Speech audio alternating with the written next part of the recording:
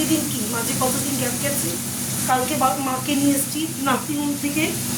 হ্যাঁ, এইবার কালকে সন্ধ্যের পর 7টার সময় এত রোদের তাপ না, আনতে পারা যাবে না ওই রোদে, তাহলে মা মরেই যাবে আর আমরাও শেষ হয়ে যাবো। দেখো আমাদের চেহারার কি অবস্থা।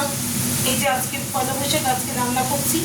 এই দেখো এখানে পেঁয়াজ ভাজি, এই যে মাংস করবো, আলু ভেজে দিয়েছি, এই যে মশলা করছি এখানে। এই যে মাংস দই দিয়ে, টক দই দিয়ে মেখে রেখে দিয়েছি। এই যে মাংসটা টক দই দিয়ে মেখে রেখেছি।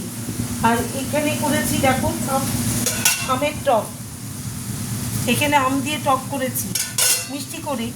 এখানে করেছি ভাত, এই দেখো এখানে ভাত করেছি।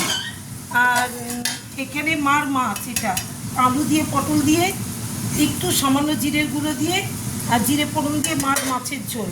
আর এখানে আমরা করেছি আম দিয়ে, আম আর বেগুন দিয়ে মাছ টক, মাছের টক। আর এখানে মার ভাত, যাও ভাত, এটা মার আর দিদি যাও ভাত, এটা কিছু না, এটা সেদিনের ছোলার ডালটা।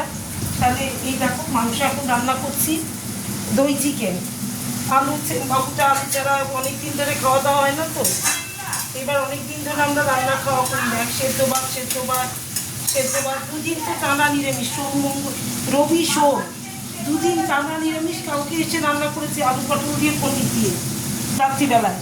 হ্যাঁ, আর রোববার তো সকাল থেকে ওই যে পালসে করেছিলাম, পালসে মাকে নিয়ে সমস্ত ওই যে স্ক্যান করানো হয়েছে, সকাল থেকে বিকেল পর্যন্ত মাকে নিয়ে ওই যে মাইক্রোল্যাব থেকে মাকে নিয়ে ওইখানে ছিলাম।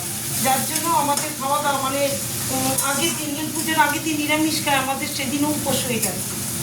রাত্রে এসে কী শরীর খারাপ জানো না। আর তার মধ্যে নীল পুজোর দিন উপোস করে আরও শরীর খারাপ হয়েছে, মানে কিচ্ছু খাইনি তো জল ছাড়া। এইবার কি বলবো, মানে একবারে নিতে পারছিলাম না, রাতে কথাও বলতে ইচ্ছা করছে না।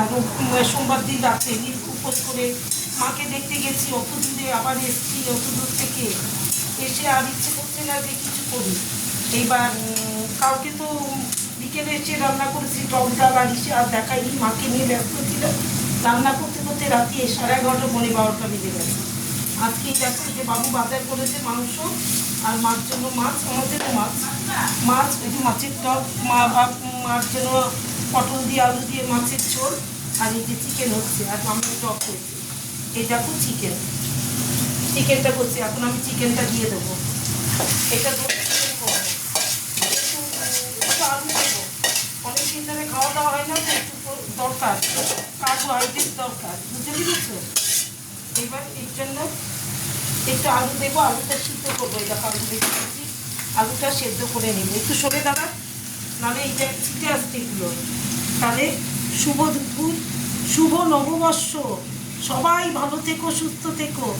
হ্যাঁ, সবাই আমার ভালোবাসা নিও, বড়দের আমার প্রণাম, ছোটদের জন্য আমার অনেক অনেক ভালোবাসা, শুভেচ্ছা।